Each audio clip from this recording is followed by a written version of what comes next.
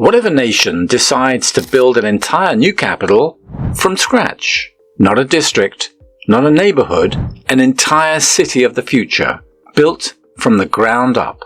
This is the reality in Indonesia.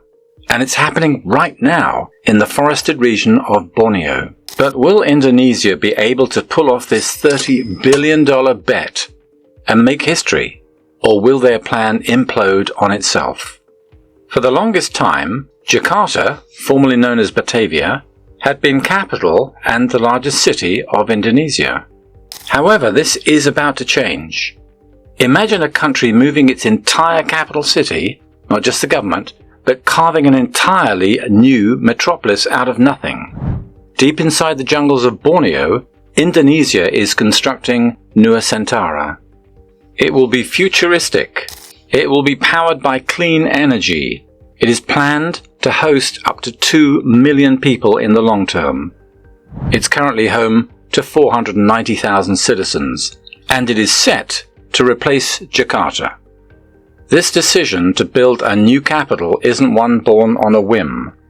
In fact, the government has made the decision to leave and move Indonesia's capital to the island of Borneo for one sole reason. Jakarta is polluted. Jakarta, for the longest time, has been the mitochondria of Indonesia, and rightfully so, too. This city has been the economic and administrative powerhouse of Indonesia, generating the bulk of the country's economic activity, government functions, and political power. It has been the center of commerce, industry, finance, and government administration. It is home to over 10 million people who live, work, and do business on its terrain. But now things are getting out of control. Jakarta, the current capital on Java Island, now faces severe problems such as land subsidence caused by rapid urbanization and excessive groundwater extraction. The city of Jakarta is one of the world's most densely populated places. As expected, the city suffers from notorious air pollution and severe traffic congestion, which makes governmental functioning difficult. And that isn't all. Jakarta is sinking. Yes, the city is quite literally sinking into the ground. Some locales in the city are sinking as much as 25 centimeters per year. This means that, at this rate, large parts of the city may end up being submerged by 2050. It doesn't help that Jakarta is prone to flooding. Extreme rainfall has become more frequent and intense in the city due to climate change. In parts of northern Jakarta, subsidence rates up to 10 to 15 centimeters per year have been measured. Heavy downpours overwhelm Jakarta's drainage capacity. Fuse this problem with the fact that the geography of Jakarta is a low-lying coastal city crisscrossed by rivers, and it's easy to see why. This environmental threat, combined with Jakarta's extreme traffic congestion, environmental degradation, and high population density, has been a cause of alarm. Essentially, Jakarta's air is polluted. Its land is polluted. Its streets are defiled. Taking note of these problems, the Indonesian government moves swiftly into action. However, instead of giving the city the facelift many people will agree it requires, the government has gone with a more ingenious option: to switch capitals entirely.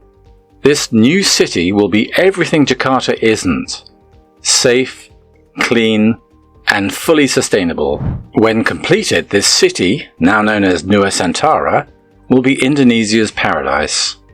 The new city of Nusantara, currently under construction on Borneo's east coast in Indonesia, spans some 2,560 square kilometers, much like Jakarta, and is located in East Kalimantan, near the port city of Balikpapan.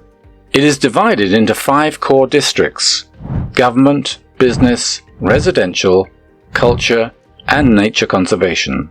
Designed with sustainability at its core, Nusantara aims to run entirely on clean energy from solar, hydroelectric, wind, and hydrogen sources, targeting 80 to 100% renewable energy and net zero carbon emissions by 2045, ahead of the national goal of 2060. The city will devote 10% of its area to food production, integrating urban, agricultural and green spaces. To reduce emissions, Nusantara plans for 80% of mobility to rely on public transport, cycling or walking. Its transportation system will include dense walkable areas, cycling paths, 2 metro rail lines, a rapid bus transit system, and autonomous minibuses. An automated transit will connect the city to Balikpapan Highway, with a proposed intercity rail linking Nusantara to neighbouring cities like Samarinda and Balikpapan, potentially joining the broader Trans-Kalimantan railway network connecting Borneo's Indonesian side. There is also a planned toll road that will span 47 kilometres, that's about 29 miles. It will be built to connect the government's central areas with Balikpapan. To navigate air traffic, the international airport located at Samarinda will serve the new capital and its neighbouring city. Nusantara will also be served by Balikpapan's Sultan Haji Muhammad Salaman Sepingan International Airport and a new Nusantara International Airport that will be built in Penajam. Plans for this new capital can be traced back decades. In fact, the relocation has been proposed since the administration of the first President Sukarno. In those days, Palangka Raya was planned as the future capital after the inauguration in 1957. In April 2017, Indonesia's 7th President, Joko Widodo, tasked the Ministry of National Development Planning to explore potential new capital sites outside Java. By April 2019, a 10-year plan was announced to relocate all government offices to the new city.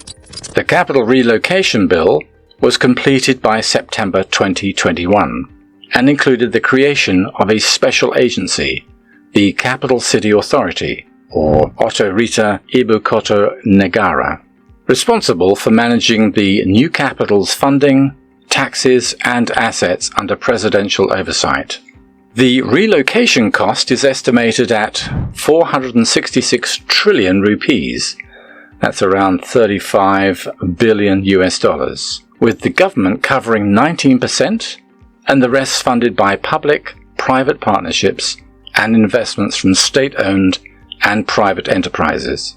Additionally, 40 billion US dollars is earmarked for saving Jakarta from sinking. A design competition held by the Ministry of Public Works and Public Housing selected Negara Rimba Nusa, designed on December 23, 2019. This winning design was refined with input from runner-up teams and international designers from China, Japan and the US. The new capital was officially named Nusantara on January 17, 2022. Planning continued in March 2022, and the ministry once again organized a design contest for 4 structures that will be included in the city's plan. These structures include the Vice Presidential Palace, the Legislator's Office Complex, the Judiciary's Office Complex, and a complex set for public worship next to Lake Pancasila. In July 2022, the plans finally moved forward towards reality when 100,000 workers from across Indonesia were deployed to the Nusantara site. However, this decision attracted a lot of backlash, drawing criticism from local organizations for not adequately involving local workers. In response, the workforce was increased to between 150,000 and 200,000 to ensure the participation of local workers in the development of Nusantara. Although COVID-19 delayed construction and finances didn't roll in as expected from the sources anticipated, construction officially started in 2022. The initial work focused on land clearing and creating access roads. Phase 1, centered on the main government area zone, began in August 2022 with a workforce of around 150,000 to 200,000 workers from across Indonesia, including local workers from the Nusantara region. By August the 17th, 2024, several key structures such as the State Palace, ministry offices, residential buildings, monuments, parks, and a training centre had been inaugurated. The city also hosted Indonesia's Independence Day celebrations for the first time in 2024.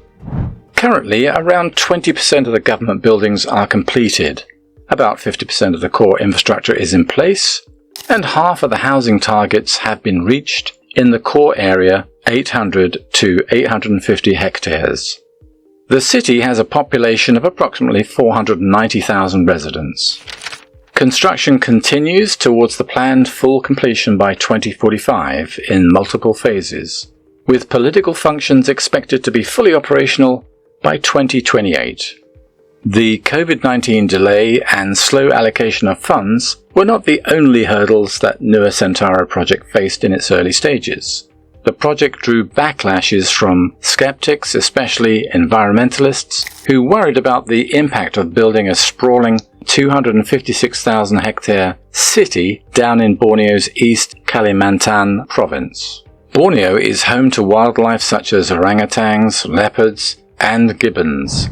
Besides wildlife, the area is also home to several indigenous communities who have lived sustainably on this land for generations. The construction means clearing significant parts of the rainforest, which raises fears of habitat loss, disruption of biodiversity, and threats to these vulnerable species. There is also concern about how the project might affect the traditional livelihoods, culture, and rights of the indigenous peoples, many of whom depend on the forest for wood, medicine, and community life.